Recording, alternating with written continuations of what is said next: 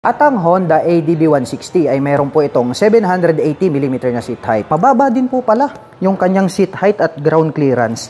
Saktong-sakto lang po sa mga tulad ko na 5'6" in height.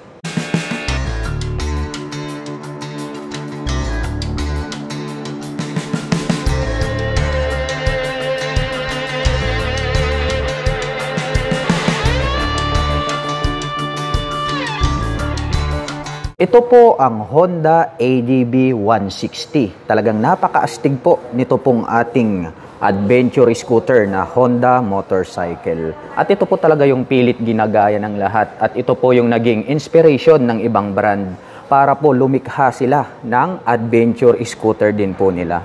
Unahin po natin ito pong kanyang windshield. Mataas po itong kanyang windshield at clear color po yan. At ang kagandahan po niyan, ito po ay adjustable. Ito naman pong kanyang mga turn signals ay nakapop up. Located po siya rito sa bandang itaas. LED na rin po yan. At ang very attractive is ito pong kanyang headlight assembly. Dahil dito po sa bandang itaas, napakakapal po nitong kanyang daytime running light. At ito pong kanyang main headlight, ayan. Meron po siyang high beam and low beam, of course. At may nakalagay naman po rito sa bandang itaas na ADB and then HSTC, also known as Honda Selectable Torque Control. So ang kagandahan naman po niyan, very useful po yung features na yan pagdating po sa mga madudulas na daanan. At ito pong kanyang side profile is napaka-muscular ng pagkaka-design. Mayroong mga naka-emboss rito and then deep lines. May nakalagay naman po rito na Honda na 3D emblem. Chrome color naman po siya. Dumako naman po tayo rito po sa kanyang front suspension. Ito po pala ay gumagamit ng traditional telescopic fork. Silver color naman po ito pong kanyang front suspension.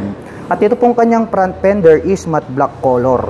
At may nakalagay naman po rito na decal na ABS, also known as anti-lock braking system. So ang kagandahan naman po niyan, pagdating po sa mga sudden stop, nothing to worry about dahil ang ABS po ay nakakapagbigay po yan ng smooth na braking power.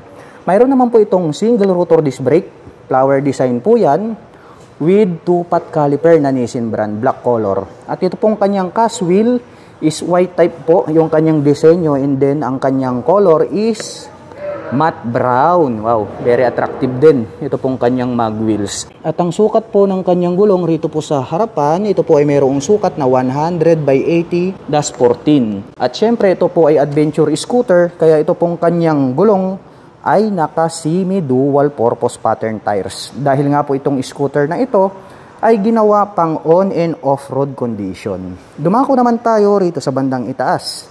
Silipin naman po natin ito pong kanyang meter panel display. Naka-digital po yan. And then meron po siyang 2-button selector dito sa bandang gitna.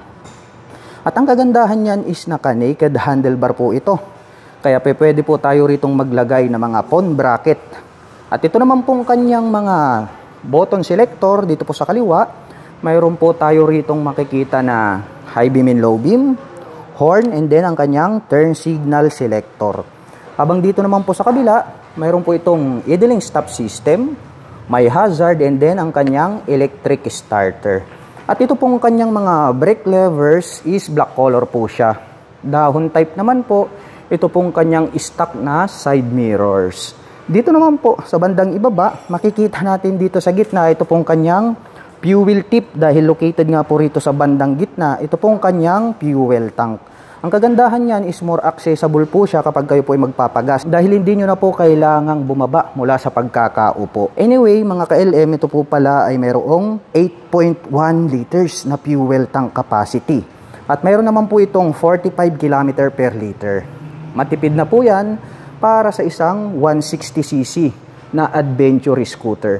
At pagdating naman po rito po sa kanyang ignition, ito po pala ay equipped with smart key system. At ang kagandahan niyan, included na po rito yung kanyang fuel and set opener. At ang isa sa mga nagustuhan ko dito po sa adventure scooter ng Honda ay mayroon po itong footrest extension. Ito pong kanyang footrest is mayroon po siyang rubber cover on top. At kapag nangangalay na po yung inyong paa sa mga malalayong biyahe, pwede nyo yung i-stretch. Yun po ang kagandahan nito pong kanyang footrest extension.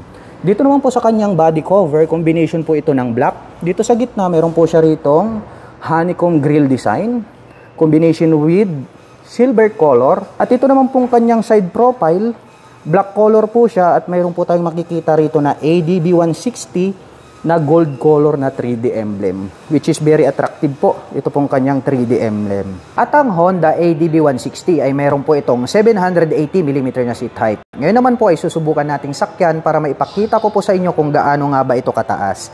By the way, para po sa mga magtatanong, mga ka-LM, ang aking height is just around 5'6". Makikita nyo naman, tiptoe tayo dahil nga ito po ay naka-center stand. Susubukan ko ngayong ibaba. Ayan. Mababa din po pala yung kanyang seat height at ground clearance. Saktong-sakto lang po sa mga tulad ko na 5'6" in height. At ito naman pong kanyang upuan, napakalapad. Yun pong pagkakatahi is, masasabi natin na matibay, makapal yung ginamit po dyan na sinulid. At hanggang dito po sa bandang harapan is talagang durable po yung pagkakatahi. Gray color po, ito pong nandirito sa gitna. And then black color naman po dito sa bandang itaas. At ito naman pong kanyang integrated na grab bar, thick, kaya masasabi natin na matibay. At ito pong kanyang pillion step para sa ating back rider is chrome color po siya. Die-cast po yan, not fadable. At makikita po natin dito, ito pong kanyang radiator. Dahil ito pong ADB 160, ito po ay naka-liquid cooling system. Kaya maaasahan po natin ang adventure scooter na ito pagdating po sa mga malalayong biyahe. At ito naman pong kanyang engine cover is combination po ito ng black at silver color. May naka-intact naman po dyan na Honda. At ito pong kanyang air filter is black color din po. Meron po siyang windlet dyan. At may nakalagay po rito na ASP Plus, also known as Enhanced Smart Power. Speaking of engine, mga ka-LM, ito po pala ay mayroong 157 cubic centimeter engine displacement to be exact.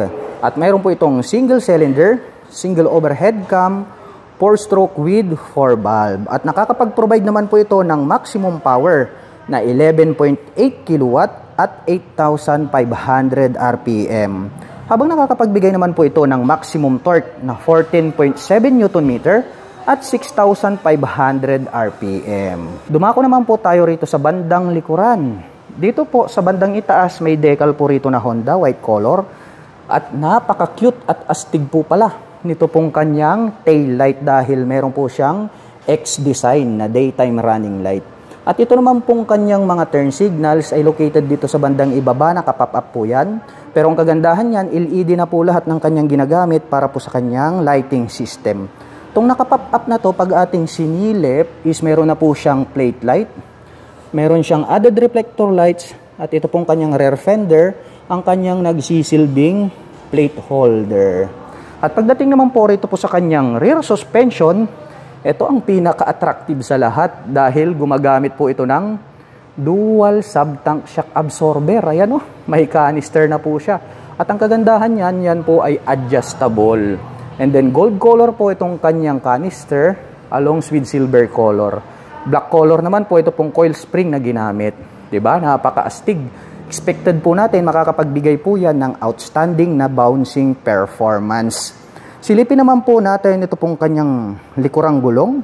Siyempre, naka-dual purpose pattern tires po yan. At ang sukat naman po ng kanyang gulong, rito po sa bandang likuran, ito po ay mayroong sukat na 130 by 70-13. At ang kanyang rear braking system, equipped po ng single rotor disc brake, flower design, with single pot caliper na Nissin brand. Wow! Napaka-astig po.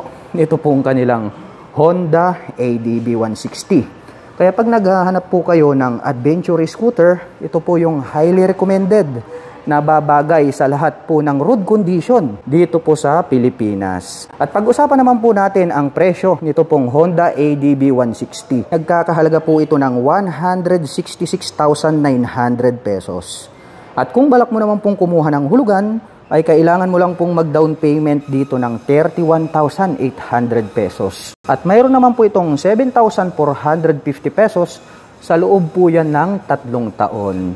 At ang bigat po pala nito pong Honda ADB 160 ay mayroon po itong kabuang bigat na 133 kilograms. At para naman po sa mga nakapanood ng video na ito at interesado pong maglabas nito pong kanilang Honda ADB 160 ay maaari nyo po akong i-PM at i-message. At ako na din po ang magbibigay sa inyo ng pinakamalapit na Guanzon Honda dealers sa inyong lugar para hindi na rin po kayo mahirapan. Hanggang dito na lamang po, kita-kits po tayo sa susunod na mga scooter updates. Bye-bye!